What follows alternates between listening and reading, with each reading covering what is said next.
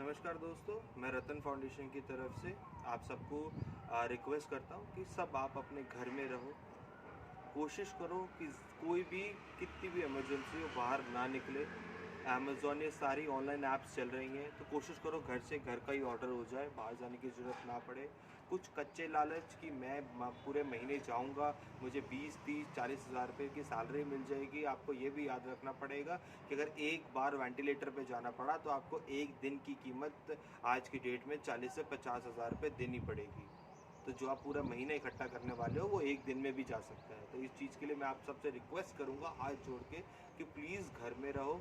पिछले साल की तरह इस बार फिर से रतन फाउंडेशन ने डिसाइड किया है कि अब हम लोग घर घर राशन पहुंचाएंगे। घर घर राशन के अंदर क्या प्रोसेस होगा, अगर कोई भी आपके नोन, आपके रिलेटिव, आपके कोई भी जानकार को फाइनेंशियली इस समय अनस्टेबिलिटी या कोई भी दिक्कत है, तो आप हमारे नंबर जो नीचे रिफ्लेक्ट हो रहा है इस नंबर पे आप कॉल कर सकते हैं, या सबसे बेस्ट है व्हाट्सएप पे एड्रेस शेयर कर दीजिए ताकि हम लोग राशन की किट उनके घर तक पहुंचा सके।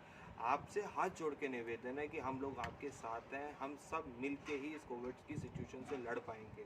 ऐसे हम सोचें कि हम लोग बाहर जाएंगे, कुछ करेंगे, उससे कुछ नहीं होने वाला।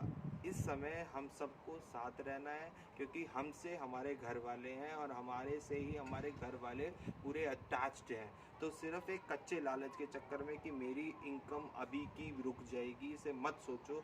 सिर्फ ये सोचो कि मैं बचा रहा तो मैं बाद में भी कमा लूँगा, देनदारियां हैं वो बाद में भी निपटा दूंगा सिर्फ। तो फिर से आपसे रिक्वेस्ट है, अगर आपके नोन में, रिलेटिव में, दूर दूर तक कोई भी आपके दिल्ली एनसीआर के अंदर कोई भी फाइनेंशियली अफेक्टेड है, तो आप हमारे नंबर पे डायल कीजिए।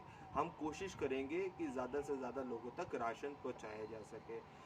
लास्ट में आपसे फिर से एक निवेदन करता हूं कि घर से मत निकलिए, बहुत क्रूशल समय है। हमें इस कोरोना वायरस की चेन को जल्दी से जल्दी तोड़ना पड़ेगा। ऐसे जो आज की डेट में 23,000 24,000 डेली, दिन में 30,000 40,000 जो केस बढ़ते जा रहे हैं, इसको कहीं ना कहीं हमें होल्ड सबको मिलके करना पड़ेगा। सरकारें अकेली नहीं कर पाएंगी। हम लोग सिर्फ ब्लेम कर रहे हैं कि ऑक्सीजन सिलेंडर नहीं है, तो इस चीज़ को हमें भी समझना पड़ेगा कि सरकारों के लिए भी ये एक बहुत बड़ा डिफ़िकल्ट टास्क है। जो सरकार में बैठे हैं वो भी हम लोगों के बीच में से है, वो कोई अलग नहीं है, वो भी हम लोगों के बीच में से। रेदर देन कि हम सरकार को ब्लेम करें, सरकार पे सवाल उठाएं, इससे सबसे बेस्ट तरीका है कि घर बैठो, सेफ रहो, और घर में जो बैठे हैं आप पे डिपेंडेंट उनको भी सेफ रखो। Thank you.